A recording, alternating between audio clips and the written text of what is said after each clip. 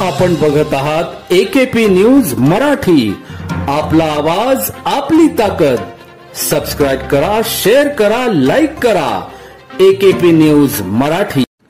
नाशिक ग्रामीण स्थानिक गुन्हे शाखेने शनिवार दिनांक 5 ऑक्टोबर रोजी पहाटेच्या सुमारास मुंबई महामार्गावर घोटी टोलनाका परिसरातून टाटा कंपनीचा ट्रक क्रमांक MH 3DV7791 गोपनीय माहितीवरून अडवट ट्रकची तपासणी केली असता यात 7.5 लाख रुपये किमतीचा सुगंधित तंबाखू, गुटखा, पान मसाला व इतर साहित्य आढळून आले। स्थानिक गुन्हे शाखेचे पोलीस निरीक्षक राजू सुर्वे यांच्या मार्गदर्शनाखाली सदरची कारवाई करण्यात आली।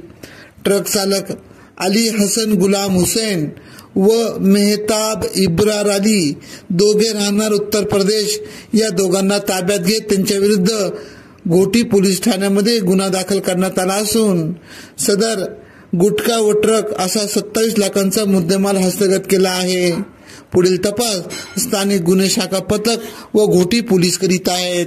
एकेपी न्यूज साठी भगीरथ आतकरी, इगतपुरी, नाशिक।